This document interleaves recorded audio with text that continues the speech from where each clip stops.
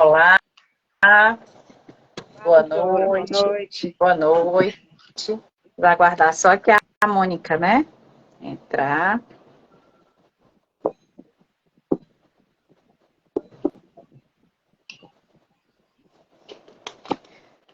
Gente, boa noite, né? Sejam todos aqui bem-vindos a esta live. Hoje nós temos convidadas muito especiais. A Lucinilda de Moura já está aqui com a gente. Está faltando só a Mônica Mota, né? Que é escritora, ativista. Eu peço um pouquinho só de paciência. Como é que está aí a transmissão para vocês? O som, o áudio, a luminosidade, está tudo bem? Tá ok?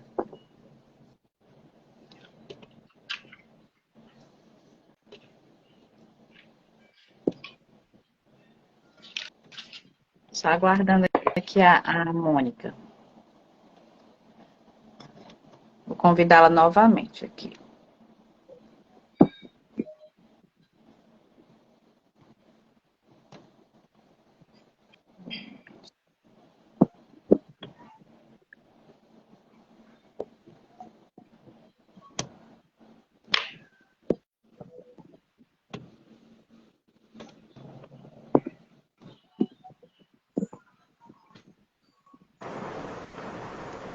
Pronto!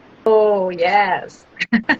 Fico Olá, muito boa feliz. noite. Fico muito feliz quando as Boa minhas noite, convidadas já estão Mônica. na tela. Enquanto uma não aparece, eu fico muito preocupada. Vamos lá. Boa noite. Boa noite, eu já estava dizendo aqui, né? Cumprimentei a todos. Temos convidadas muito especiais hoje, pessoas que vivenciam, que trabalham com o tema, que o tema de hoje é o combate à exploração e o abuso sexual infantil e de adolescentes. Esse tema, ele está previsto, inclusive, na nossa Constituição Federal, no artigo 227, parágrafo 4º. E lá, a Constituição diz assim: a lei punirá severamente o abuso, a violência e a exploração sexual de crianças e adolescentes. Nós aqui estamos com a Mônica Mota, escritora, assistente social e ativista dessa causa, né? A Mônica, ela vivencia o 18 de maio todo dia, pelo que eu já andei pesquisando. E a Lucinilda Moura, essa advogada, policial civil e especializada no tema. Esse mês, nós temos a data 18 de maio, que é o Dia Nacional de Combate à Exploração e ao Abuso, né, sexual de crianças e de adolescentes. E por que existe essa data? Esta data ela foi criada somente agora, em 2020, né? Em homenagem a Araceli, uma criança de 8 anos, que sofreu esse tipo de violência, vindo inclusive a perder a vida, mas isso em 1973, né? A Araceli, até hoje, esse crime que ceifou a vida dela não foi, vamos assim dizer, esclarecido e as pessoas envolvidas na época estão impunes, né? Então, assim, essa campanha que envolve a exploração, o abuso sexual, o combate a isso aí, ela tem um símbolo, que é uma flor, que é o símbolo da infância, e nós temos também, lindo, nós temos também os canais, né, de denúncia, que seria o Disque 100. Assim, pesquisando, eu pude perceber que existe um plano nacional, que de tempos em tempos ele vamos assim dizer, ele é atualizado, e que deve ser seguido pelos estados e pelos municípios. Ou seja, é um tema muito rico, não é tema só para uma live, é um tema para ser discutido realmente todo dia. Quando eu comecei a estudar, eu fiquei espantada como essa situação ela é descoberta no país todo. E durante a live a gente vai complementando aqui uma a outra. Eu vou passar a palavra para a Mônica, né? Como eu já disse, ela é escritora, assistente social, ativista da causa, e ela tem dedicado a sua vida a ampliar a conscientização sobre esse tema. Por favor, Mônica, dê as boas-vindas e se apresente. Muitas pessoas que aqui estão não te conhecem ainda. E é um prazer enorme estar com você aqui hoje. E eu gostaria de falar sobre a sua experiência nessa luta contra o abuso infantil. Pronto. Consegue me ouvir bem? Sim, sim. Sim, Mônica. Pronto. Primeiramente, boa noite, né? Boa noite a todos que nos acompanham. Boa noite. Boa noite a essas duas mulheres que, juntamente comigo, né, estamos aqui para falar sobre essa temática que cada vez mais se mostra urgente e necessária de falar, né? E falar em todos os espaços. Então, como já foi dito, sou Mônica, sou assistente social, também sou escritora, sou autora de 2 livros infantis que abordam de forma lúdica, de forma leve e, acima de tudo, educativa, a temática da violência sexual infantil. Meu primeiro livro se chama Tom, Elise e Chico, é uma publicação da Editora Brasil Tropical. Excelente, coisa boa. É uma publicação da Editora Brasil Tropical, e é o primeiro livro no estado do Ceará, não é um livro infantil, o primeiro livro infantil no estado do Ceará a abordar essa temática. Então, assim, isso em 2019, o livro foi oficialmente lançado em 2019, durante a 13ª edição da Bienal Internacional do Livro, aqui em Fortaleza, e chama muita atenção, não é? Somente em 2019 nós tivemos, né, passamos a ter a primeira obra infantil que vai abordar diretamente com o público infantil, mas aí não somente com o público infantil, o livro é para todas as idades, principalmente para adultos entenderem, né, essa violência. Apesar de ser uma história lúdica, é possível, a partir da sua leitura, que se entenda um pouco, não é, sobre essa violência, como é que ela surge, né? Quais os indicadores da violência, como identificar e, acima de tudo, o que fazer quando essa criança dá indícios, né, dá sinais de que está sendo vítima de violência sexual. E a minha experiência com a temática iniciou ainda no ensino médio. Quando eu era estudante do ensino médio, eu percebi que na minha cidade não se falava sobre o assunto. E então eu falei com a coordenação da escola e eu disse que eu queria criar uma campanha, né, um projeto para falar sobre essa violação de direitos. E então eu disse que eu queria criar uma campanha chamada Todo Dia 18 de Maio, fazendo alusão então ao Dia Nacional de Combate ao Abuso e à Exploração Sexual contra Crianças e Adolescentes. Lembrando, não é, como a senhora já mencionou anteriormente, do caso Araceli, um crime que teve grande repercussão, não é, a nível nacional, e que foi um crime hediondo, não é, um crime bárbaro, e infelizmente precisou acontecer algo tão grave para criarmos uma lei de enfrentamento e, acima de tudo, de prevenção para com essa temática.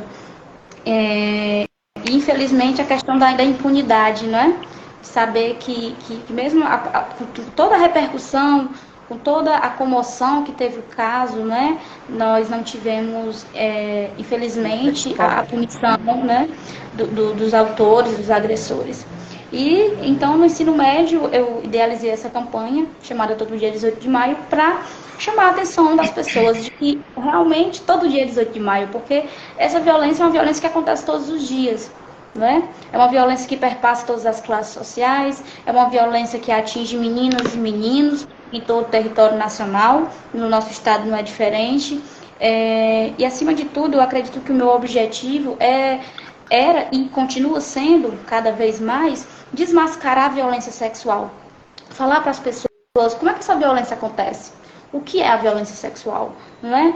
Como é que eu identifico? O que é que eu faço quando eu identifico? Né? Quais são os canais de denúncia? Quais são os órgãos de competência que eu tenho que entrar em contato?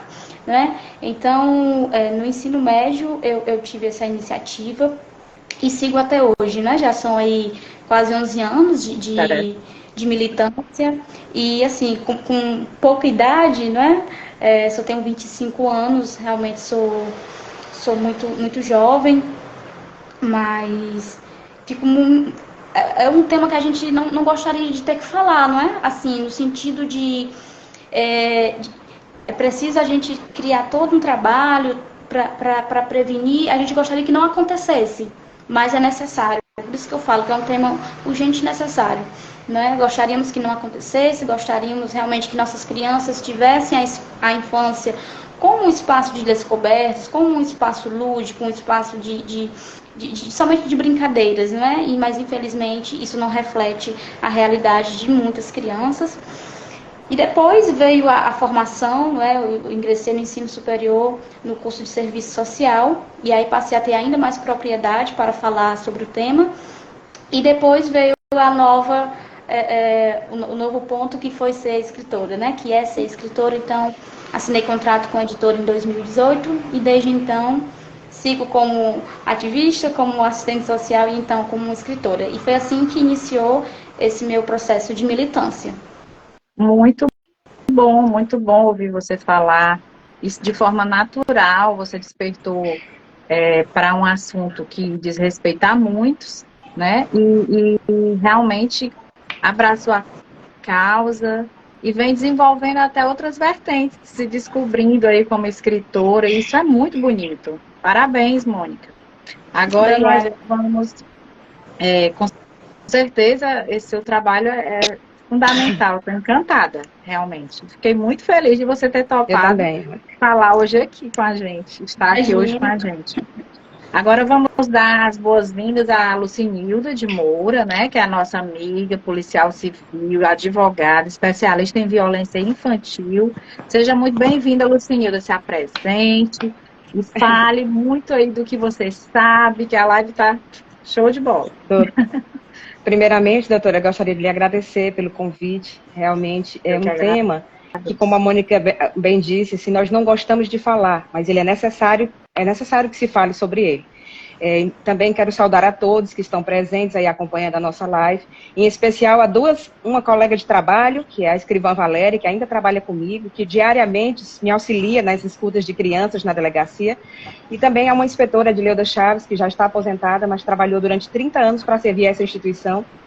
Com certeza tem muito, né, a relatar, muito a falar sobre os serviços prestados. Então, eu quero saudar a todos, aos amigos, familiares, conhecidos, pessoas que se interessaram pela temática e que vieram discutir o assunto conosco. Quero agradecer a Mônica também por ter aceito o convite. É gratificante demais encontrar uma jovem de 25 anos que despertou tão precocemente para falar sobre uma temática tão dura.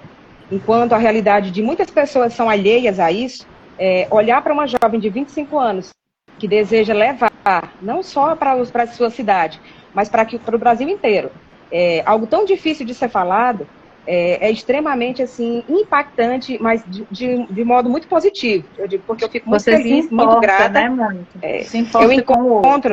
A gente encontra esperança quando a gente vê pessoas que têm coragem de fazer isso. Você encontra sempre esperança. Tem uma frase de Madre Teresa de Calcutá que ela diz que assim, o que ela faz pode ser uma gota no meio do oceano, mas o oceano com certeza seria um pouco mais pequeno sem essa gota, né? Ele seria um pouco mais vazio. Então, todo mundo que contribui para o enfrentamento, todas as pessoas que contribuem para o enfrentamento, estão ali de todo modo, seja na parte da educação, conscientizando, ou seja na parte das políticas públicas, elaborando novas políticas públicas enquanto gestores, ou ainda na linha de frente, como a polícia faz, né, repressivamente tentando enfrentar a criminalidade, seja na oitiva das vítimas, seja na prisão dos infratores.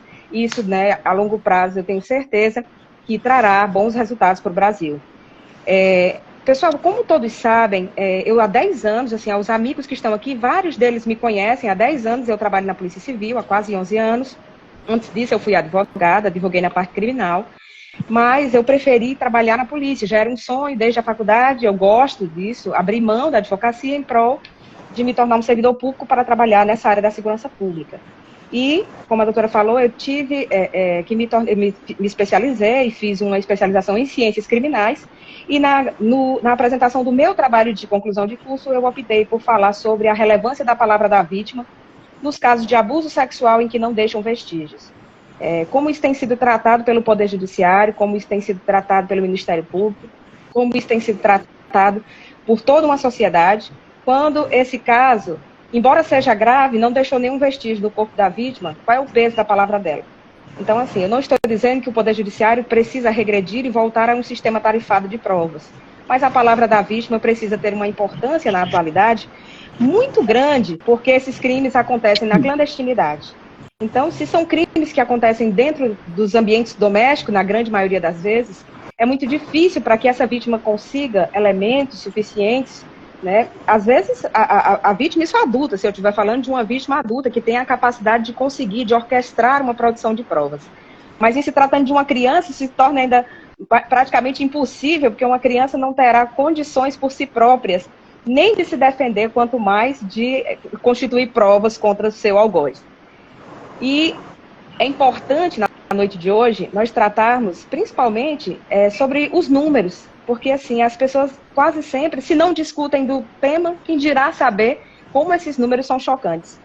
Anualmente, a Segurança Pública ela elabora um anuário de segurança pública para tratar sobre os números da criminalidade. E no anuário de 2022, né, o de 2023 ainda não está pronto, ele faz uma referência aos números do ano anterior. Então, pessoal, durante uma década, vamos dizer, nos últimos 10 anos, 583.156 mulheres no Brasil foram vítimas de abuso.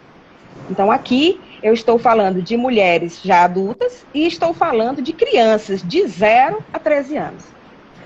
Dentro desses números, estão compreendidas as que sofreram abuso, vamos dizer, na modalidade do artigo 213, que é o crime de estupro, e aquelas que estão inseridas no artigo 217A do Código Penal Brasileiro, que se enquadra na modalidade do crime de estupro de vulnerável. Somente no ano de 2021 foram registrados 66.020 boletins de ocorrência. Certo? Isso representa um aumento de 4,2% em relação ao ano anterior. Isso, pessoal, dos números que chegaram ao conhecimento da polícia, fora as subnotificações. Então, esses números não são reais, esses números não são reais. A criminologia, quando ela vai estudar o crime, né, dentro de uma das suas abordagens, ela vai falar exatamente das cifras, né, das cifras negras, das cifras douradas, como a criminologia chama. Cifras douradas são os casos onde a polícia tomou conhecimento. Cifras negras, aquelas que ficam na obscuridade, porque o Poder Judiciário, né, a polícia, acabam nunca tendo conhecimento dos números reais. Então, esses números são muito maiores do que a gente pode imaginar. São muito mais... os Estados Unidos da América, eles fizeram um estudo sobre isso, em um instituto lá elaborado pelo próprio Ministério da Justiça de lá, onde eles puderam ver que em casos onde a vítima tinha de 0 a 12 anos, a cada 10 casos, 9 não denunciavam. Então, assim, esses números de lá são os mesmos números daqui, no comparativo que foi feito naquele anuário. Se lá nos Estados Unidos, a cada 10 casos, onde uma criança de 0 a 12 anos é vítima de abuso, 9 delas não denunciam, esses números, coincidentemente, são o padrão que existe no Brasil também. Então, nós temos números muito semelhantes, muito parecidos com os números de lá. Não podemos nos alegrar, nós somos o segundo país onde há o maior número de crianças vítimas de exploração sexual. O Brasil é o segundo país com o maior número de crianças vítimas de exploração sexual. Uma coisa é o abuso e outra coisa é a exploração sexual, né? E a gente vem até conversando. Começa com o abuso, né? E daqui a pouco já se está explorando sexualmente, né? E vem a questão do trabalho infantil, né? Que a Mônica já alertou. Quando a gente usa a expressão violência, né, para definir o que seria essa violência sexual contra crianças, eu vou usar aqui um conceito da professora Viviane Nogueira de Azevedo Guerra, num livro onde ela diz, o livro é Violência de Pais contra Filhos, a Tragédia Revisitada. Nesse livro, ela diz que violência sexual contra criança e adolescente é definida como qualquer ato entre um adulto ou mais de um adulto em desfavor de uma criança ou de um adolescente, cuja finalidade seja estimular sexualmente essa criança ou esse adolescente ou utilizá-la para fins de satisfação, de estimulação sexual. Então, o adulto que pratica conjunção carnal, quer dizer, sexo com uma criança ou com um adolescente, ou pratica outros atos libidinosos, quer dizer, atos que não sejam a conjunção carnal propriamente dita, essa pessoa estará praticando estupro pela legislação brasileira.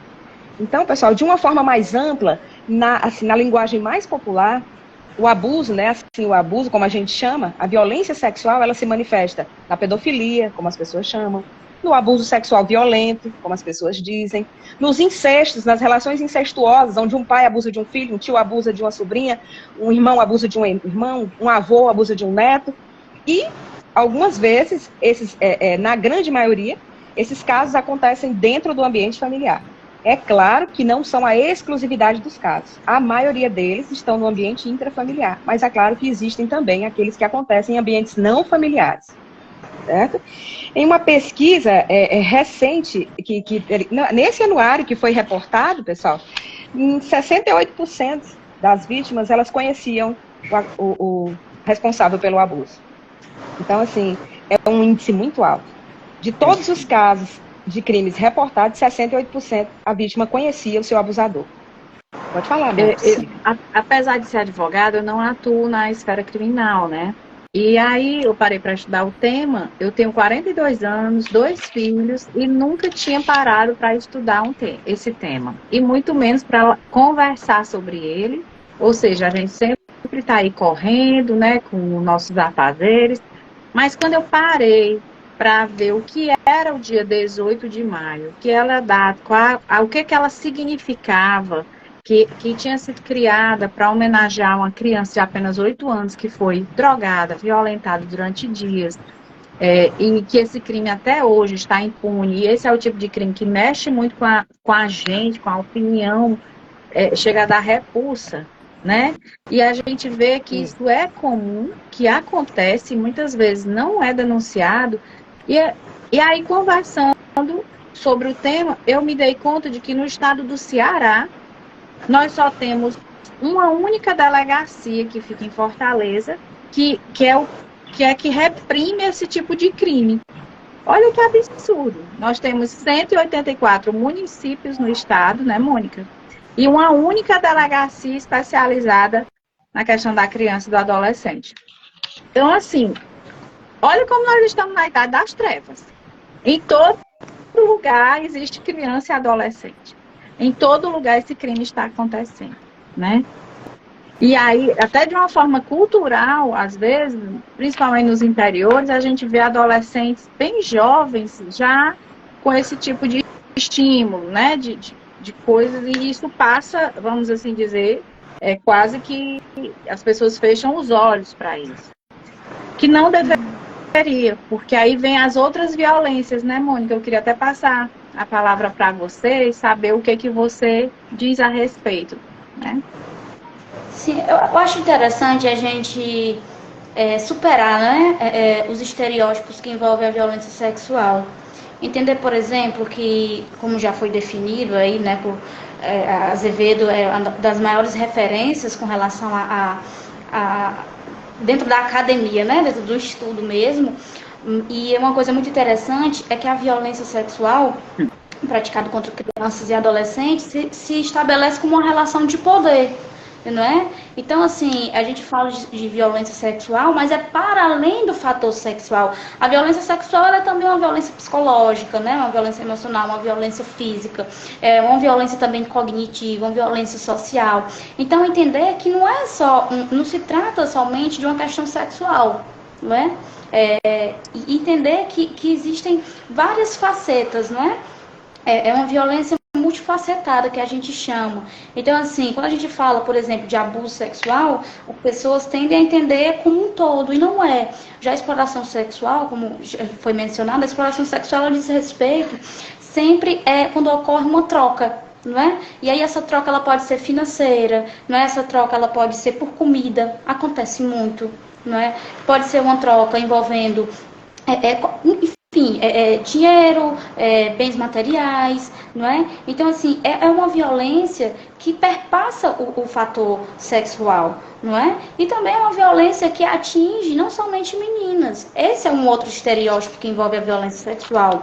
Há no senso comum uma ideia de que somente meninas são abusadas. E aí, nesse momento, eu chamo a atenção para a questão de que nós temos no Brasil uma cultura extremamente machista, uma cultura extremamente pautada, né, enraizada no patriarcado, em que os nossos meninos, eles não podem falar sobre suas emoções, os nossos meninos, eles não podem chorar, os nossos meninos não podem dizer o que sentem, né? E isso somente contribui para que o agressor sexual, e aí nesse momento chamando a atenção de que o agressor sexual não diz respeito somente à figura masculina, mulheres também são abusadoras sexuais, não é? que nesse momento somente contribui para que aquele menino seja vitimizado e não consiga falar, porque meninas têm muita dificuldade de falar, não é? E aí, assim, nós temos uma violência que se inicia na infância, na primeira infância, e que é somente perpetuada, não é? É somente passada para a adolescência, passada para a fase adulta, não é? Aquela criança, aquela menina que foi vitimizada, não é? Criancinha, tem toda aquela comoção porque, não é uma criancinha, mas aí quando já passa para o adolescente, por que é tão naturalizado? Não que a violência contra a criança não seja, porque ela é naturalizada, infelizmente, mas quando chega na figura do adolescente, da adolescente, é ainda mais naturalizada. Não é? Parece que. E aí é muito comum a gente ouvir que a menina, né, aquela menina, aquele menino deveria estar estudando, mas está se prostituindo. Não.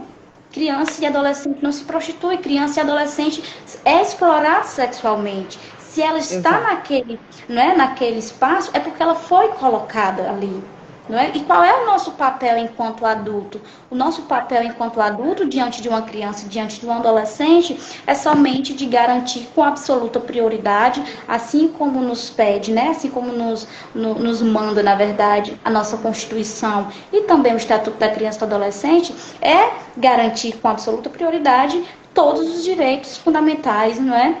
Da criança e do adolescente. E nós estamos falhando enquanto figura adulta. Nós não estamos.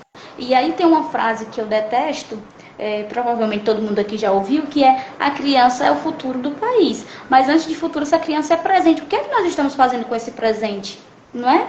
Esse presente ele está sendo maltratado, esse presente ele está sendo violado. Como é que nós vamos ter um futuro saudável se nós não preservamos, se nós não protegemos o presente? Né? Então é preciso garantir, é preciso proteger os direitos do presente para termos um futuro melhor, não é? E lembrando que quando ocorre a violência sexual, ela vai afetar, ela vai comprometer todo o processo de desenvolvimento saudável daquela vítima. E aí não é só no que tange ao fator sexual, muitas vezes isso é o de menos, não é? A gente está falando ali do desenvolvimento cognitivo daquela vítima, nós estamos falando das relações, né, interpessoais daquela vítima, nós estamos falando da questão de confiança, não é? Porque tem uma quebra de confiança ali. 85% dos casos de violência sexual acontecem dentro de casa, que nós chamamos de violência intrafamiliar, não é? Uhum. Esse agressor, esta agressora, ela estabelece um vínculo afetivo com aquela vítima, seja ela criança, seja ela adolescente, não é? Aquela vítima, ela conhece porque aquele agressor, aquela agressora frequenta a sua casa, tem a confiança, sobretudo, de seus pais, ou então de outros adultos, não é? Que protegem aquela criança, aquele adolescente. E nesse momento, a gente precisa entender que nem sempre a família é um espaço único de proteção, gente. Né? A família que deveria proteger, ela está violando os direitos. A família que deveria ser, não é, a protetora, na verdade, muitas vezes ela descobre, ela fica consciente da violação de direitos e ela não faz nada. E não é papel somente da família, não é, doutora Marcela? Não é papel somente da família proteger com absoluta prioridade os direitos fundamentais da infância e da adolescência. É papel também da comunidade, é papel também do Estado, é papel também da escola, não é? É papel de todos nós. Então, eu não posso ser alheio a uma situação de violência simplesmente porque não diz respeito não é da minha família. Não, a Constituição está lá dizendo, não é? É dever da família, é dever da sociedade, é dever do Estado, é dever da escola, é dever de todos garantir o direito daquela criança, o direito daquele adolescente. Quando nós falamos de violência sexual, automaticamente as pessoas tendem a pensar em estupro, não é? E nós sabemos que a violência sexual ela pode acontecer com contato físico, sem contato físico. Expor a criança a conteúdos de ordem pornográfica, violência sexual, não é? Fotografar a criança sem roupa, violência sexual.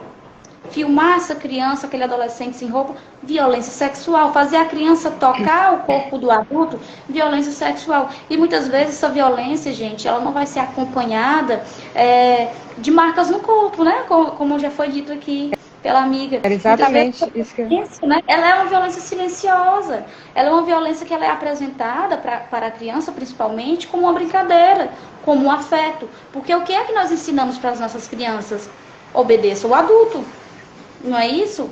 A gente tem uma cultura extremamente adultocêntrica. Só o adulto pode, só o adulto sabe, e a criança é um ser, a criança é um sujeito de direito. Mas nós nós não deixamos essa criança ser esse sujeito de direito, nós não a reconhecemos ainda. Aí quando eu falo nós não, mas eu reconheço, eu sei que vocês reconhecem, mas é falando como um todo, né? Nós ainda falhamos, né? A sociedade ainda falha muito diante dessa criança, desse adolescente. Então, assim, é extremamente importante entender que quando nós falamos de violência sexual, nós não estamos falando só do contato físico. Nós não estamos falando, né? A gente está falando de fatores para além disso. E quando essa violência ela não vem acompanhada do contato físico, ela não é menos grave do que com o contato físico. De forma alguma. Né? Ela vai afetar o desenvolvimento daquela criança, daquele adolescente, da mesma forma. Não é?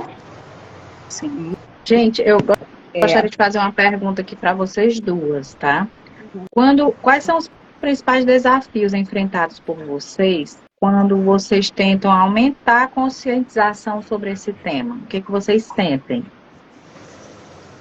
Mônica, como você está com a palavra, pode responder logo o seu principal desafio. Falar sobre violência sexual por uma grande parcela da sociedade, e é grande mesmo, existe muita resistência, não é? É uma violência, na verdade, tem muitos tabus.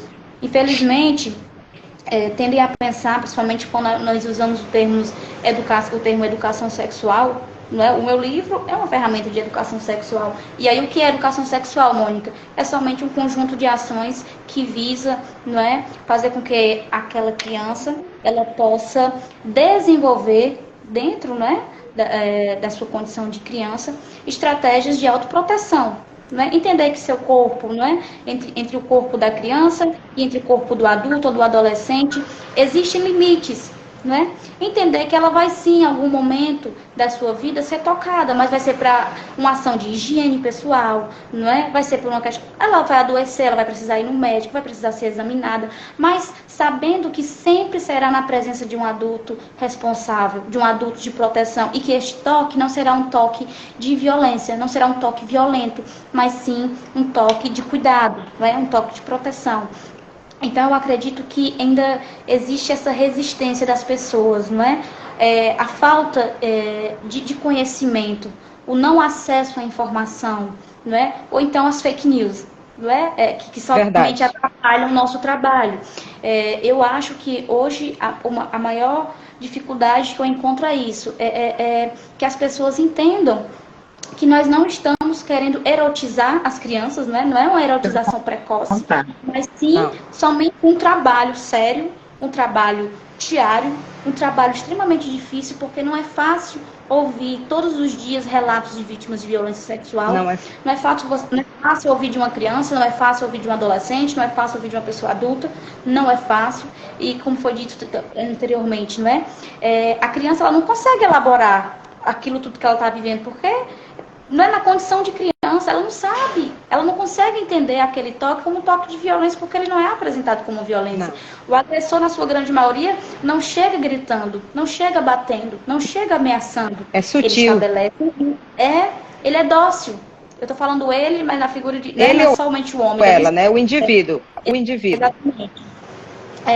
Então, assim, a criança não consegue. E aí passa para a adolescência, passa para a vida adulta, e muitas vezes chega lá, na vida adulta, ainda não consegue falar. É difícil, porque gera medo, culpa, vergonha, né? Então, assim, hoje eu acredito que seja isso. Nós estamos avançando muito, já avançamos muito, mas ainda tem uma grande resistência. As pessoas ainda pensam que falar sobre violência sexual... primeiro que as pessoas não querem que a gente fale, né? No caso, as que compactuam com a violência, porque é uma violência que tem como principal característica o silêncio. não é? O silêncio da vítima, aquela família que não quer ser, não é? Desmoralizada, que não é? Então, assim, o maior desafio, doutora, é fazer com que as pessoas escutem. Por isso que o nosso trabalho é um trabalho de sensibilização, acima de tudo, não é? É preciso saber como abordar. É preciso saber... Mônica tirou as palavras da minha boca. A dificuldade principal a ser enfrentada por quem deseja, né, levantar bandeiras para essa causa é encontrar ouvidos dispostos a ouvir o que você tem a dizer, a querer sentar para debater seriamente uma temática tão difícil de ser debatida, de ser enfrentada. Porque, como a Mônica falou, ele acontece na clandestinidade, dentro dos lares, a lei do silêncio sempre prevalece. Então, na maioria das vezes, quando as pessoas não se veem na condição de cúmplice, mas toda vez que você silencia diante de um abuso de criança, você está sendo cúmplice com aquilo ali. Você está sendo conivente. Você está sendo conivente. Tem duas opções, né? Quando diante da violência você escuta... Ou você denuncia, ou você escuta, quando você vê num jornal, quando você vê na internet, quando você vê num programa de TV, uma notícia de uma criança que foi abusada, por que você não se indigna? Essa é a pergunta que eu deixo. Por que você não levanta a sua bandeira para essa causa como para tantas outras é levantada? Por que quando uma mulher vítima de uma violência, e eu não estou aqui desmerecendo que não é legítima a causa, pelo contrário, toda forma de violência precisa ter bandeiras levantadas. Só estou dizendo que uma causa onde um indivíduo, às vezes, tão incapacitado, tão incapaz como são os vulneráveis, por que para esta causa as bandeiras não são levantadas? Não são, em momento algum, sequer, não aparece ninguém para querer segurar a bandeira, quanto mais para balançá-la. Então, assim, é uma causa difícil. Difícil, mas descoberta, pouca gente falando a respeito, e assim, como eu já falei aqui, eu fiquei horrorizado como realmente nós só temos no estado do Ceará todo uma única delegacia especializada na capital. Para Fortaleza ela já não daria conta, quanto mais para o restante do estado. Aí o restante do estado, principalmente o interior, as crianças que são vítimas desse tipo de crime, elas vão ser atendidas por generalistas, né? Elas não vão ter acesso a um tratamento, vamos assim dizer, diferenciado. Não. E aí, gente, como as pessoas podem se envolver ou buscar ajuda nessa causa? Essa pergunta também é para as duas. Sim, eu gostaria... Bem, eu, do meu ponto de vista, né, assim, diante de tudo que nós temos enfrentado e vivenciado na atualidade, é sabido que já houve alguma melhoria nas leis do país. Já há uma notável, né, uma significativa mudança. Daqui a pouco até eu falo mais sobre isso. Mas, principalmente, um grande avanço no sentido de que hoje já existe conselho tutelar em praticamente todas as cidades do país, e você pode buscar auxílio junto a um conselho tutelar, você pode fazer uma denúncia via Disque 100, né, que é um telefone onde você pode fazer a denúncia, inclusive de forma anônima, sem precisar se identificar. Você pode denunciar qualquer situação de abuso, né, de exploração que envolva crianças e adolescentes. Se você souber, se você desconfiar que uma criança em algum lugar está sendo vítima de um crime dessa natureza, denuncie via Disque 100 ou procure a delegacia de polícia mais próxima. A sua identidade é mantida em sigilo e, é claro, a gente vai investigar a veracidade daquela informação para que sejam tomadas as medidas necessárias. Acho que é muito importante repetir isso, né? De que você não precisa ter certeza da violência. Isso aí cabe à polícia, né? Isso aí cabe aos órgãos de competência. Você só precisa da suspeita. Né? Tem algo, não é? Tem algo de diferente ali. Aquela criança, aquele adolescente teve uma mudança de comportamento. Aquela criança está com um choro sem motivo aparente. Aquela criança que antes interagia, que antes se comunicava, não é? Está tendo É comum. Isso. Então, comum assim, algumas mudanças de características no comportamento. A criança que antes se dava bem com o familiar, que antes gostava de estar perto, passa a ter medo repentino daquela pessoa. Repentinamente, ela muda. Se antes se sentia bem, hoje não se sente mais. Crianças que já não estão mais em idade de fazer xixi na roupa, regridem às vezes e voltam a fazer xixi nas próprias roupas. Algumas apresentam mudanças bruscas de alteração de humor, como ataques de fúria, compulsão alimentar. Às vezes só querem usar roupas diferentes, às vezes estão praticando automutilação. Então, assim... Entender também que são essa violência, ela não se apresenta da mesma forma para todas as crianças, não é? Isso. Entender que, por exemplo, são opostos. Ao mesmo tempo que aquela criança, ela pode estar em um processo extremo de higiene, por exemplo, ela pode querer se lavar, né, como se fosse querer se limpar demais. Desenvolver então transtornos. Extremamente sem contato com a higiene, não é? Ela pode não querer fazer nenhum tipo de higiene, seja a higiene, né, do corpo em si, ou escovar os dentes, pentear o cabelo. Isso é extremamente comum. E me dói dizer que é comum. É um mecanismo de defesa. Ela imagina que se seu corpo estiver sujo, não vai ser tocado. Isso. E entender também que essa criança pode ter um comportamento contrário. Essa criança, e aí adultos, né, que nos acompanham, fiquem atentos aos sinais que a sua criança, não apresenta. Ah, não tenho filho, mas você sempre vai ter uma criança por perto. Não é? A gente sempre tem uma criança por perto. E aí, por exemplo, essa criança, da mesma forma que ela pode desenvolver um medo, não é? Pode desenvolver um comportamento de aversão a um adulto, ela também pode desenvolver um comportamento de querer ficar muito próximo desse adulto. Né? Ela pode querer estar sempre com aquele adulto e sozinha com aquele adulto e entender que muitas vezes a criança ela acha que gosta do abuso, né? E como é que é isso, né, Mônica, para não ser mal interpretada?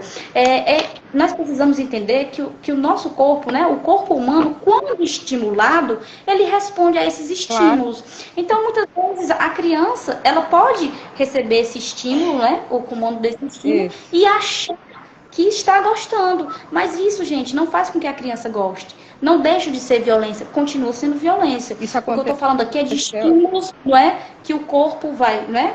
Que vai ser gerado ali. São meramente fisiológicos. Exatamente. E que a criança... Isso gera uma confusão muito grande na cabeça da criança. Autorizados, né? Não autorizados com consciência. Alguma, não é? E às vezes e assim, até autorizados, mas assim, sem qualquer nível de consciência. Para poder entender que aquilo é um abuso. Exato, porque a criança, na condição de criança, ela não tem condição nenhuma de responder a questões como essas, não é? E aí a importância de nós falarmos isso com as crianças, né? A importância da educação sexual nesse processo, a importância de nós chegarmos para a criança e dizer para ela que existe um toque de carinho e existe um toque de violência. E muitas vezes, gente, esse toque de violência, ele não é violento. Como é que é isso, né, Mônica? É porque esse toque de violência, como eu já falei, já repeti, vou repetir de novo, ele é apresentado como um carinho. Ele é apresentado como uma brincadeira. E detalhe, não é? Por alguém que essa criança gosta, por alguém que essa criança confia e, principalmente, por alguém que essa criança deve obediência. Porque isso que não... Mônica, foi o que eu considerei... Esse é um ponto que você tocou agora, Mônica, que eu achei relevante você ter falado, porque foi uma das principais mudanças legislativas que contribuíram para isso, foi ter tornado, né, ter passado a existir a figura do crime de estupro de vulnerável. Porque antes, você tinha que haver uma presunção da violência. Né? A lei é de 2009, não sei se você é da área da assistência social, mas a doutora que é do direito vai saber que antes de 2009 haviam dois crimes distintos. Havia o atentado violento ao pudor e o estupro. Então, um menino só poderia ser vítima de atentado violento ao pudor e uma menina poderia ser vítima do crime de estupro. Então, desde 2009, quando a lei foi alterada, né, quando o Código Penal foi alterado, eles unificaram, houve aqui uma unificação das condutas e tanto estupro de tanto a conduta do estupro como do atentado ao pudor deram origem a um novo crime previsto agora no 217A, que é conhecido por alguns como estupro de vulnerável, né? É assim que a lei o define. E lá é exatamente isso. É sobre a abordagem que você estava falando, onde é preciso deixar claro que ainda que a vítima consinta, se ela tiver menos que 13 anos, para a legislação brasileira isso é crime. Manter conjunção carnal ou praticar qualquer ato libidinoso com menor de 13 anos no país é crime. Ainda que a vítima diga, eu quero, como eu já ouvi na delegacia em que trabalho, e em outras delegacias, a menina de 13 anos convivia maritalmente dentro de uma casa com um homem, como se fossem esposo e marido. E ela dizia, mas eu amo, eu quero viver com ele. Eu disse, mas o seu consentimento para a lei não é válido, você não tem capacidade de discernir sobre o que é melhor para você. Eu já vi uma menina, uma criança se apaixonar pelo próprio padrasto, quer dizer, uma criança de 13 anos apaixonada pelo padrasto que praticava sucessivos abusos. Então, A criança não tem essa capacidade. É preciso que os adultos tenham essa consciência de, ao invés de criar uma revolta contra o menor, porque no caso específico que eu relatei, onde uma menor foi abusada pelo padrasto, e quando a mãe descobriu, ela teve raiva da filha, que estava tomando o marido dela. Então, assim, ao invés dos adultos e das pessoas enxergarem o abuso sexual dessa forma, elas precisam entender que aquela criança ela não tem ideia do que está acontecendo com ela. De que ela não tem ideia do reflexo, do que isso vai, a longo prazo vai trazer para a vida dela, do nível de comprometimento, nas múltiplas vivências que ela vai ter, sociais, familiares e nos relacionamentos que ainda manterá na fase adulta. Então, assim, é preciso que as pessoas se sensibilizem para enxergar que a vítima não é culpada de nada, que a vítima não tem culpa do abuso. Eu acho que uma das coisas mais difíceis, né, dentro da violência sexual com relação a esse processo de culpabilização envolvendo a vítima, não é? E quando a gente fala que existe uma cultura de estupro no país, não é? As pessoas dizem que não. E sim, gente, a gente tem uma cultura de estupro no país, não é? Temos. E aí, como eu falei, é uma cultura, né, que começa na primeira infância, e aí depois segue, vai na adolescência, chega na fase adulta, né? Tem um podcast que eu indico, extremamente necessário, que é um livro, mas também tem um podcast, que é Abuso, a cultura de estupro do Brasil, que é da jornalista Ana Paula Araújo, extremamente necessário, extremamente explicativo, didático, né? E ela fala com muita propriedade sobre isso. Quais são, né, as expressões dessa violência? Como é que essa violência começa? Como é que essa violência permanece? E também, gente, entender a fase da revelação, não é? Eu consigo afirmar... A gente passa a vida inteira para entender que sofria violência e não sabia que era violência, né? E aí quando você já chega na fase do adoecimento... E quando você consegue, por fim, revelar... As pessoas que deveriam lhe acolher, as pessoas que deveriam garantir ali o atendimento especializado, não é? Que deveriam retirar a figura agressora do convívio da vítima, na verdade fazem o contrário. Exato. E eu consigo afirmar que pior do que viver a violência sexual é esse processo de revelação. Porque começa então todo um processo de culpabilização daquela vítima, não é? Mas o que é que você fez? Né? Onde é que você estava? Por que você não gritou? O que é que você estava vestindo? Nada. Por que você não disse? Você estava demorou tanto tempo, né? Por que demorou tanto tempo? Então, assim, como é que uma criança vai falar de uma coisa que ela não sabe? Como é que um adolescente vai falar sobre algo que é confuso? E que aí sim já começa a envolver ameaças, né? Já começa a envolver várias outras questões. Eu acredito que é um trabalho muito difícil. Nós temos números alarmantes em todo o país, mas como a amiga já falou no início, o que mais nos preocupa não são as notificações, apesar de serem altíssimas, mas sim as subnotificações. Porque enquanto 10 casos chegam, 30 não chegam, sabe? E isso Mônica, nós ainda estamos no início do ano, agora que vamos entrar no mês de junho, e já temos 48% de aumento no número de casos do ano passado, segundo o jornal Folha de São Paulo. Pronto. E aí, são dados assim, nos deixam felizes, e aí entendo por gentileza, não é? Esse feliz é feliz no sentido de que as vítimas estão conseguindo denunciar, não é? As pessoas estão conseguindo realmente falar sobre, estão conseguindo ter acesso aos canais de denúncia, foi falado aqui do Disque 100, né? As pessoas têm muito medo da questão da retaliação, não é? Eu vou falar e podem fazer algo comigo, isso é muito real e é muito possível. Por isso que nós divulgamos os canais de denúncia que são seguros, que são anônimos, e que você pode fazer uma denúncia, não se identificar e, acima de tudo, você pode salvar uma infância, você pode salvar uma adolescência e, principalmente, você vai fazer com que aquela figura agressora seja responsabilizada, não é? Mas, principalmente, que aquela vítima seja atendida, que ela tenha um atendimento especializado, seja na esfera, não é, da política de assistência social, seja na saúde, não é? Que aí nós temos uma rede que precisa estar interligada, não é? Foi falado da DSECA, realmente é triste que tenhamos somente uma, mas que bom que temos uma, né? Graças a Deus que temos uma. Graças e a aí, Deus. ressaltar a importância, né, desses profissionais que estão ali na linha de frente, trabalhando, né, dos policiais, do atendimento psicológico, né, do atendimento do assistente social, Foi né, criada que visa junto à não DERSEC. revitimizar aquela vítima, para que ela não reviva aquela violência várias e várias vezes. Depois da lei que foi criada em 2017, a do depoimento de escuta Sim, especializada, né?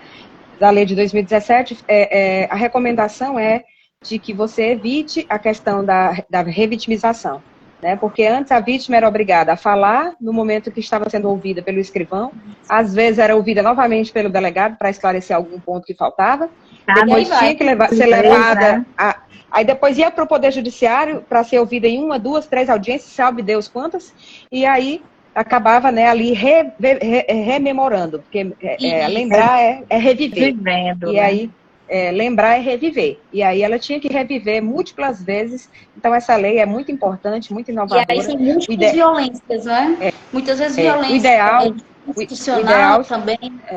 O ideal seria que existisse em cada delegacia, não vou dizer do Estado, porque são tantas e ainda há tanto, né, para tantas áreas nesse Estado que precisam ser trabalhadas, mas dentro, pelo menos, das delegacias especializadas, como a Delegacia da Mulher e algumas outras especializadas que atendem crianças, fora a DERSEC, que existisse realmente essas equipes multidisciplinares, ou nas delegacias regionais de algumas regiões, onde as crianças estão sendo ouvidas, porque é muito difícil. Eu vou lhe dizer que nos primeiros anos que eu entrei na polícia, eu cheguei a pensar em sair, porque eu já tive que pedir licença da sala a uma criança para ir chorar em outra sala.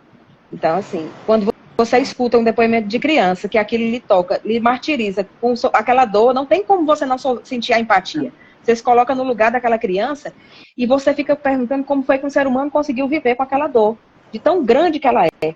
E em duas ou três oportunidades, assim, as crianças, elas se sentem realmente, é difícil falar, mas eu já ouvi dos olhos de algumas delas e da boca de algumas delas olhar para mim e dizer assim, muito obrigado, tia, por você ter acreditado em mim. Porque ninguém tinha acreditado. Então é muito importante essa questão. O que a vítima de violência sexual precisa é exatamente disso. É uma escuta, é uma escuta com acolhimento que respeite a sua fala. Não é o que foi que aconteceu, quem fez, onde fez, quando fez. Não é isso, gente. Não. Escute então, atentamente, não é? Aqui eu só faço, como eu disse, a gente estava conversando mais cedo, eu disse assim, eu tentei criar, né, junto com a minha colega que trabalha comigo e é quem me auxilia também, a gente tentou criar mecanismos para tratar aquele momento, né, da abordagem de conversa com a vítima, um momento onde ela se sentisse realmente confortável, se sentisse ali, tem alguém aqui que está disposto a me ouvir, tem alguém aqui disposto a colaborar, a me ajudar. Sem e julgar, a primeira coisa que eu sempre digo para uma vítima é, pode confiar em mim, eu só quero lhe ajudar. E pego na mão dela e digo, eu estou aqui para lhe ouvir. Quando você se sentir confortável para me contar, você me conta. E algumas só fazem chorar, choram compulsivamente por muito tempo. Quando se acalmam, começam aos poucos a falar. E a gente vai fazendo uma abordagem que não é invasiva, que é perguntando sobre a vida, como é que ela era na escola, para entender como era o mundinho dela antes disso tudo, até que depois ela se sinta confortável, né, para falar sobre as dores que estava vivenciando. E assim, esse material, Mônica, que eu mostrei, que é essa cartilha, que eu tomei iniciativa, exatamente esse materialzinho aqui, ó, que é da Câmara dos Deputados, ele é aberto, ele abre, ó, e ele tem, é bem explicativo, ó, aqui mostrando uma criança com o agressor, aqui, ó, oferecendo dinheiro, e aqui por dentro tem um bonequinho para ser pintado, ó. E é com esse bonequinho que eu geralmente uso para trabalhar, quando eu peço para a criança pintar, e a gente usa o semáforo do toque para dizer os locais em que ela deveria, né, pode ser tocada e os locais em que ela não pode ser tocada. E no bonequinho, a maioria delas costumam marcar os locais em que acabam sendo violadas por seus abusadores. Então, assim... Vou aproveitar essa sua fala, né? No meu segundo livro, infelizmente eu não tenho ele em mãos aqui, se chama Menino Bernardo. Diferente do primeiro livro, não ocorre a violação de direitos, porque nesse livro a criança já é uma criança conhecedora dos seus direitos, é uma criança que conhece, né? É uma criança que tem dentro da família um espaço de proteção realmente garantido, tem a escola, tem a sociedade, o Estado, enfim. E eu trago também uma ilustração que coloca o corpo da criança como se fosse um sinal de trânsito, né? Pode tocar, atenção, Exato. e não pode tocar. Mas é extremamente importante, por favor, gente, ouçam isso, né? É extremamente importante falar para a criança que, inclusive onde pode tocar, por exemplo, na mão, na cabeça, no ombro, né, no braço, esses locais, se a criança não se sentir confortável, se constranger a criança, se deixar ela desconfortável, ela pode dizer não. E o adulto, ele tem que respeitar. Porque quando a gente fala que tem lugares que pode ser tocados, lugares que não pode, a criança, Exato. não é? Ela vai achar que onde pode ser tocado, por exemplo, tudo bem, está tocando só na minha mão, mas aí está levando a Dá mão uma ideia pra de onde? permissividade. Não, a criança pode dizer não. E o adulto deve respeitar. Então, eu sempre falo isso para as crianças, né? Era muito Até interessante, né, que esses materiais, tanto o livro da nossa convidada aqui hoje, os livros, né, como esse material, Lucinilda, que você conseguiu através do plenarinho, né, da Câmara, ele estivesse disponível, né, nas escolas. Pronto, Quanto mais espalhado, está melhor. perguntando aqui. E- Aquele acabou de perguntar se esse material está disponível nas escolas e nos ambientes públicos. Infelizmente não, Keila. Deveria ser bem mais deveria ter acessível, sido né? para os 5.400 municípios do Brasil, deveriam ter isso em todas as suas escolas. Então, deveriam ter, todas as crianças das suas escolas, as crianças que já estão em idade escolar, deveriam ter acesso a esses materiais. Porque, como a colega já falou, a Mônica, é uma das falar medidas, né, para a gente poder levar esse assunto, né? Então, será que todas as escolas do país estão utilizando, seja uma cartilha, seja um bonequinho com sinal vermelho, amarelo e verde? Qual é o tipo de projeto que, a nível de Brasil, nós temos? Porque existe esse plano nacional, né? Que deve ser atualizado anualmente e que deve dar as diretrizes para os estados e para os municípios. Será que nas escolas existe esse projeto de prevenção, de educação sexual? Assim, a gente acha que tem, mas... temos. A gente acha, mas não tem. Né? Pois é. Infelizmente, sim, não é uma falta de iniciativa das escolas. Porque muitas vezes a família, não é?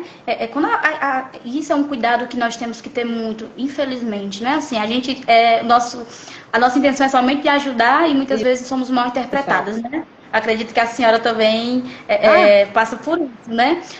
E aí a gente tem que ter todo um cuidado. Tem que muitas vezes mudar o termo, não é? E tem que falar primeiramente com essa família. A escola se interessa, inclusive a escola, gente, é para além do espaço da sua grade curricular, não é só o português, não é só a matemática.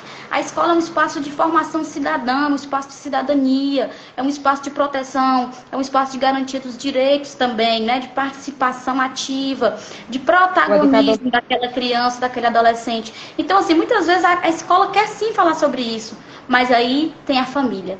Aí essa família vai com tudo pra cima da escola. É ideologia de gênero. Freire, né? Não sei o que. Gente, não é. A educação sexual é somente uma ferramenta. E aí, não é pautado no achismo que eu estou falando isso. São dados.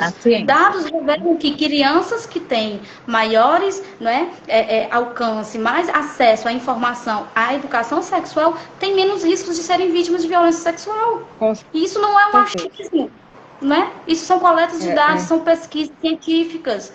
E, infelizmente... Paulo Freire, em sua educação libertadora, dizia que nós temos que educar as crianças para o mundo, para as suas vivências. Né? Nós temos que adequar os nossos currículos educacionais para as vivências do mundo, não só para ensinar-lhes, como a Mônica falou, português, matemática, ciência. Eu tenho que adequar, esse ser humano é um indivíduo, né? E ele está inserido dentro de uma sociedade, dentro de uma coletividade, e eu preciso educá-lo para essas vivências, para que ele saiba como se comportar a partir também da iniciativa e da perspectiva do outro. Então, é preciso que o indivíduo, quando ele cresce ciente, né, informado, ele consegue se defender, é claro. Não vamos dizer que isso não vai acontecer. Claro que não, seria uma ilusão nossa dizer que os abusos cessariam a partir do momento que toda criança tivesse acesso à educação sexual. Não, mas pelo menos uma grande vertente desses números diminuiria. Né? Ela vai conseguir falar, né? O que eu sempre falo para as crianças por mais que vocês saibam, né, sobre os limites que existem entre os corpos, por mais que vocês saibam o que é o abuso sexual, né?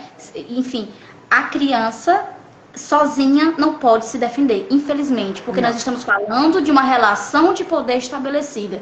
Nós estamos falando de um adulto, não é? Aí tem uma questão física, tem uma questão, não é? Tem todo, né? E estamos falando de um ser frágil, de um ser menor, não é?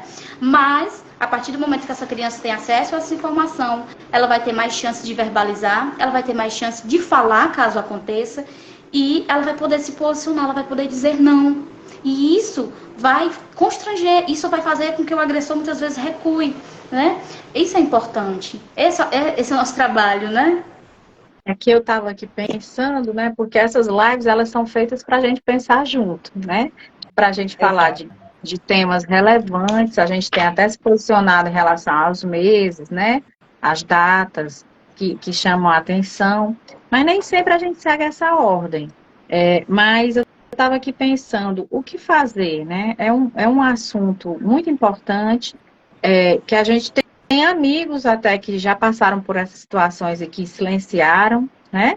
Às vezes, né? Quando você a pessoa se abre e conta que né, já sofreu esse tipo de coisa. E é uma coisa que acontece de forma silenciosa, mas o que é que a gente pode fazer, além de falar sobre o tema e desmistificar, essa questão de como é que a gente pode, quais as medidas, né, incentivar uma cultura da denúncia, superar o medo, o estigma associado à violência infantil. Tem várias coisas aqui que eu anotei, como podemos criar uma sociedade mais segura para as nossas crianças, porque assim, ultimamente a gente vem discutindo muito, e é para se discutir mesmo, a questão da violência contra a mulher. Isso tem nos chamado muita atenção. E as autoridades estão ampliando tanto está se discutindo, né? Está se criando até a cultura do laço branco, para que os homens também entrem nessa defesa, né, das mulheres. E em relação à questão das delegacias especializadas, das casas das mulheres brasileiras. Mas quando a gente para pensar, a violência e o abuso contra crianças e adolescentes, ela é tão grande quanto, ou até maior, né? E aí ela não tem esse apoio, Então a gente precisa, parece que a primeira casa da criança e do adolescente foi criada recentemente, né, Mônica? Você conhece lá o espaço? Ele se destina a quê? É próximo à delegacia, a única delegacia do estado do Ceará que trata do tema. Como é que ela existe? O que ela faz, assim, diferente, essa casa? Pronto, eu não vou ter tanta propriedade para apresentá-la, né? Mas sim, já conheci, já inclusive estive na inauguração. O mais incrível da casa da criança e do adolescente é que lá a criança ela vai ter acesso a todos os atendimentos. Ela não vai precisar se deslocar para outros espaços, né? Então vai ser só sair de uma sala e ir para outra sala, né? Ela sai, por exemplo, da escuta, se precisar, né? No caso de passar pelo o exame de corpo de delito, né? Já tem ali a sala, então ela não vai precisar fazer todo aquele processo de né? Se deslocar para vários locais. De percorrer toda a cidade, porque muitas vezes ela já vem do interior, não é? Então já é um deslocamento. Lá, inclusive, tem até um acolhimento, e tem todos os profissionais aí, isso é muito importante. Mas, assim, nessa sua fala, de o que nós podemos fazer, eu acho que tem duas coisas muito importantes. Nós temos hoje os nossos representantes, não é? Seja na esfera da Câmara Municipal, os vereadores, seja na Assembleia Legislativa, não é? Na Câmara dos Deputados, no Senado, são nossos representantes, né? Pessoas que podem ali fazer projetos de leis que estejam diretamente dentro, não somente do enfrentamento. Eu acho que para além do enfrentamento nós temos que pensar primeiramente na prevenção, né? Mas lembrar que para ter política pública a gente precisa de coleta de dados, não é, doutora? A gente precisa da notificação. Então, assim, com a grande subnotificação, não tem como a gente fazer essa coleta de dados, não tem como criar política pública. Então, o primeiro passo é falar sobre, né? É educar, é realmente conscientizar, realmente sensibilizar, realmente convocar, denunciar, exatamente. Nós precisamos falar sobre isso e falar em todos os espaços, não é? É falar na igreja, é falar, não é, na escola, em todos os espaços. E lembrar que esse ano, de forma muito interessante, nós temos o processo de escolha para conselhos tutelares, que ocorre, não é, em todo o território nacional. A importância do conselho tutelar, que não é o inimigo da família, que não é o inimigo da escola, de jeito mas nenhum. Um colaborador. É assim colocado, não é? Nós temos uma cultura de que se a criança não estudar, o conselho tutelar vai lá buscar ela. E não é isso, né, gente? O conselho tutelar está ali somente para ser... Exatamente. Então, assim, gente, não é um processo, não é uma eleição político-partidária, não é? E também, por não ser um processo de escolha obrigatório, muitas pessoas pensam que não é importante. E longe disso, é extremamente importante. Então, fiquem atentos aos candidatos, né? E escolha bem, vá votar, né? Vote pela infância, vote pela primeira infância, pela adolescência. É extremamente necessário, é extremamente urgente.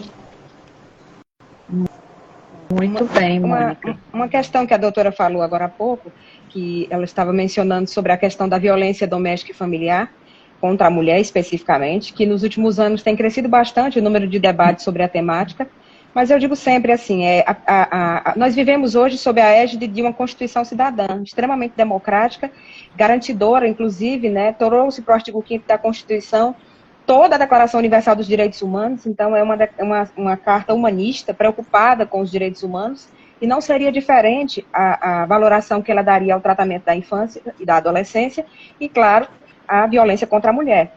Mas, ainda assim, o Brasil, com as suas políticas públicas e com a elaboração das medidas para reprimir essas práticas, o Brasil é muito lento. A Constituição é de 1988, o Brasil depois assinou dois tratados internacionais com repressão da violência contra a mulher, por exemplo, a CIDO, que é uma Convenção Internacional dos Direitos, né, contra a Violência contra a Mulher, e depois assinou a Convenção de Belém do Pará, e assinou, mas não trazia para que esses documentos fossem transformados em lei dentro do nosso país, e, consequentemente, os casos de violência contra a mulher ainda eram tratados a nível de juizado especial. O indivíduo era condenado e pagava uma cesta básica quando agredia a esposa.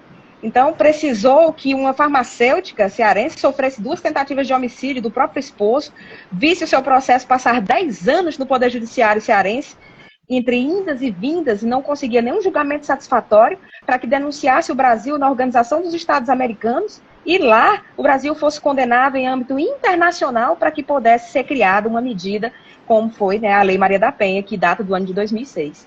Então, assim, eu não sei quantas crianças no Brasil ainda terão que passar, quantos meninos Bernardos terão que existir, quantos Henrys vão ter que morrer, quantas Sofias terão que aparecer.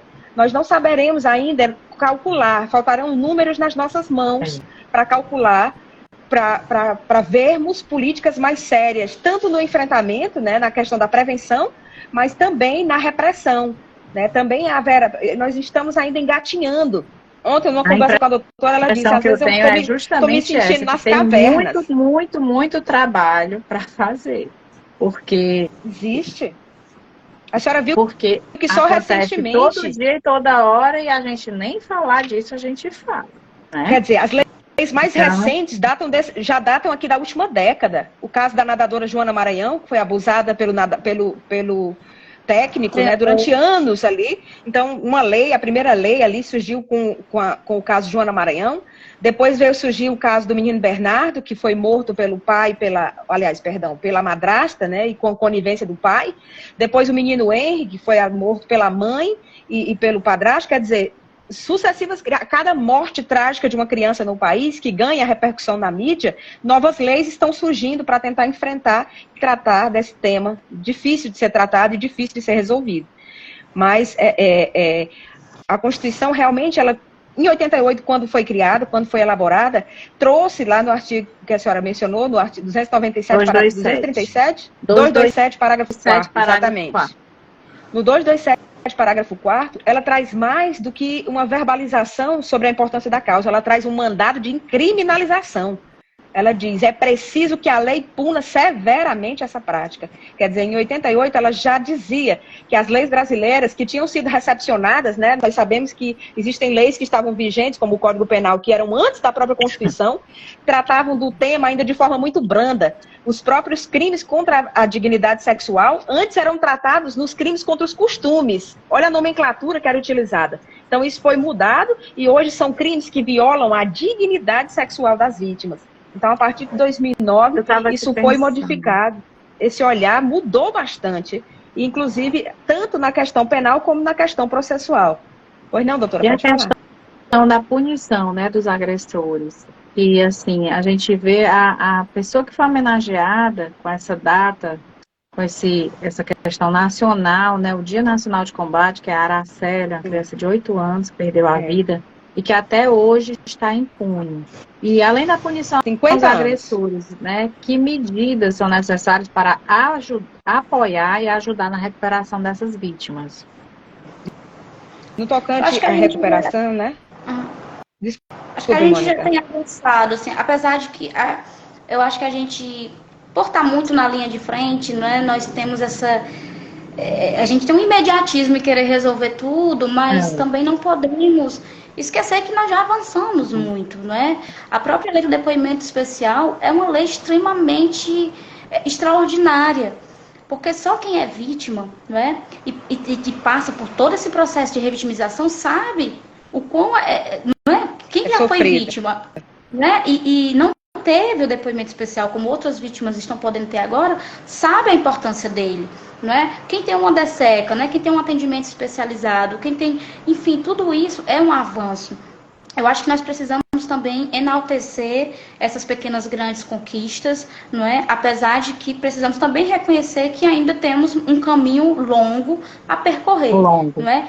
E como eu sempre falo, né, já dando aqui minhas considerações, que é todo dia, não é? Todo dia é 18 de maio, todo dia é dia de falar sobre isso. Eu inclusive, doutora, com todo respeito, mas eu não gosto muito de ver o 18 de maio como uma homenagem à Araceli, né? Não. Eu gosto de ver como uma data de reflexão. De relembrar realmente para a sociedade o quanto erramos, né? O quanto somos muitas vezes coniventes com isso, né? E de dizer que é preciso lutar, é preciso proteger, não é? Mas eu entendo também o termo homenagem, né? É uma forma também de dizer que aconteceu, infelizmente, né, de uma forma trágica, e não vamos esquecer. Sua não podemos memória não foi esquecida. Não foi esquecido, né? Eu há 10 anos, né, quase 11 anos, eu ouço relatos de violência sexual, a um primeiro momento de uma forma não profissional, porque eu era só um adolescente, depois de uma forma completamente profissional, uma postura profissional, e o que eu posso dizer é que cada relato, cada escuta, me causa indignação. E eu acho que o dia que eu deixar de me indignar vai ser um dia em que um dia muito triste. Porque eu teria morrido esse dia. Deixará de ser humano. Exatamente. Eu não posso, né? A indignação realmente ela precisa estar comigo. Ela precisa estar comigo. Porque se ela não estiver comigo é porque a causa, não é? A militância, o ativismo saiu de mim. E ele não pode sair. Ele não pode morrer. Nós não podemos. Não é? Não, jamais. É uma causa muito bonita. Eu gostaria de parabenizar as duas convidadas. Você trabalha diariamente com... Aliás, ambas trabalham diariamente com isso. A Mônica, ela trouxe para si desde a adolescência essa causa e não abandonou, muito pelo contrário, tem rodado aí o Brasil, né, Mônica, falando sobre isso, sobre esse tema.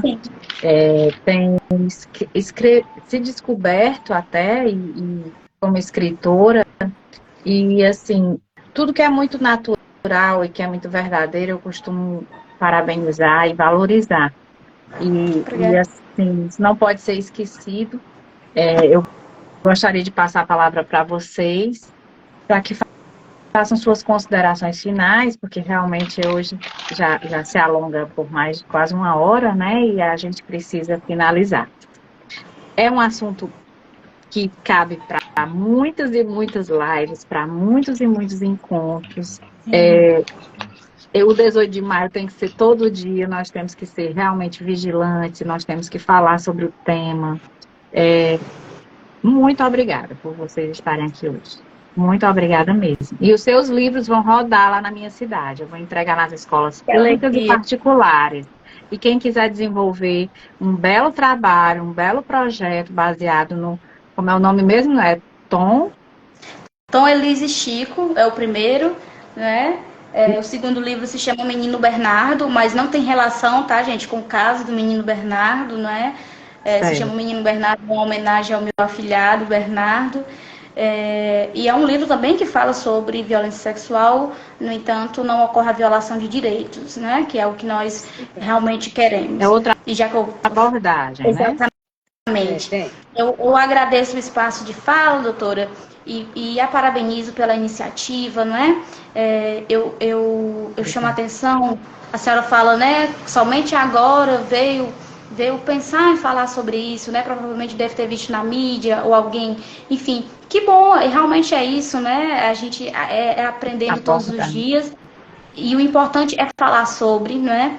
Eu acho que, é até uma pergunta que eu falo a quem nos escuta, que nos acompanha, quem aqui teve na sua infância uma ferramenta como o Tom Elise Chico, por exemplo, que falasse sobre violência sexual? E eu já sei que a resposta é eu não, né? Então, assim, agora nós temos não só Tom Elise Chico, não só Menino Bernardo, temos outras obras, temos Pipo e Fifi, de Carolina Arcari, temos Antônio, de Hugo Ferreira, que é maravilhoso, enfim, temos outras obras, né? Não Me Toca Seu Boboca, outro livro também extremamente importante. São ferramentas educativas, ferramentas lúdicas que você pode estar levando para a sua criança ou para as outras crianças, não é? Que não fazem parte do seu convívio social, mas que você pode estar estabelecendo um espaço de diálogo seguro sobre um assunto extremamente ácido, um assunto extremamente difícil, mas de uma forma leve, de uma forma que a criança entenda, de uma forma que a criança possa desenvolver suas próprias estratégias de proteção, né, de autoproteção. Então, doutora Mazel, eu a parabenizo pela iniciativa, por trazer isso para a sua rede social, né, para os seus seguidores, por estender o convite, né, fico grato pelo espaço, né, de construção coletiva, que foi uma construção coletiva de conhecimento, né, eu também aprendi ouvindo as duas, e como adquirir meus livros, né? Basta entrar em contato, viu? Mandar um direct que respondo por lá o processo de... Exatamente, comigo mesmo. E eu espero ter contribuído com quem nos acompanhou, que as pessoas possam estar procurando mais sobre isso, né? Entender a violência, como denunciar e ficar atento. Eu acho que é isso. Nós temos que estar atentos aos sinais, não é? À mudança de comportamento, não é? Aos indicadores da violência. E saber que essa violência, gente, ela pode se manifestar de diversas formas, como nós já falamos, não é? Então, me coloco aqui à disposição para quem quiser conversar um pouco mais no privado, para quem quiser trazer, né, qualquer fala. E muito obrigada a todos. Uma excelente noite. Obrigada, Lucenilda. Agora é a sua vez. Pronto, doutora. Eu também gostaria somente de agradecer.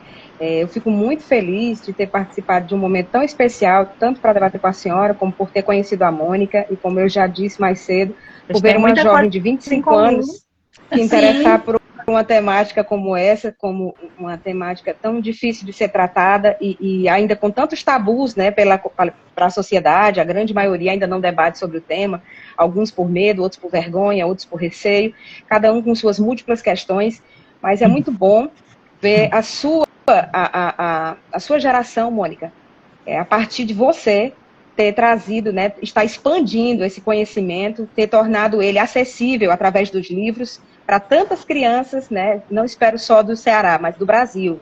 É um projeto lindo, é um projeto incrível, eu fico muito feliz de ver alguém com toda essa clareza mental, com toda essa desenvoltura e com toda essa boa vontade, porque a boa vontade move o mundo. Eu disse hoje para minha amiga Valéria, que está aqui embaixo colocando palminhas, se a gente, o simples fato de atender uma criança e saber que a realidade dela pode ser transformada a partir do que fazemos, já nos dá coragem para seguir adiante, né? Sim. Então, você, coletividade, você, sociedade, não se omita, não se cale, denuncie, não só no dia 18 de maio, denuncie todo dia. Denuncie sempre que desconfiar, sempre que achar que algo dessa natureza pode estar acontecendo. Anônima, né? Não espere ter certeza. Ligue para o Disque 100, ligue para o conselho, vá no conselho tutelar, procure uma delegacia da sua cidade, denuncie. A vida de uma criança pode estar sendo salva a partir dessa abordagem. Então, outra frase que eu gostaria de deixar para hoje é Martin Luther King, né? Ele diz para nós que uma injustiça em algum lugar será uma injustiça em toda parte. Então, não vamos deixar que tantas crianças sejam injustiçadas. Vamos tentar fazer justiça por aquelas que já sofreram o abuso e fazer justiça para que tantas outras não sofram abuso. Muito obrigada. Quem não pode falar, né? Para quem não consegue dar voz falar. a quem não pode falar. Então eu digo, Mônica, doutora Mazé, para mim e para todos que estão aqui interessados na temática, descortinem a violência. Tirem as máscaras, rasguem, falem do tema abertamente. É preciso que isso seja rasgado, tornado público, para que a sociedade se envergonhe do que tem acontecido com nossas crianças. Só assim esse país vai se transformar. Só assim vai haver alguma justiça social nesse país. Gente, muito obrigada, mas já deu aí no nosso horário. A segunda live a gente vai marcar, viu? Vamos pensar no que a gente disse hoje. Vamos escrever, né? Às vezes tem live que sai até artigo, que a gente publica, né? É verdade. Então, o interesse maior de quanto mais a gente falar sobre o tema, melhor. Obrigada, Mônica. Prazer. Até mais. Obrigada, Lucilene. Tá bom. Um abraço. Tchau, doutora. Até mais. Tchau, queridas. Um abraço.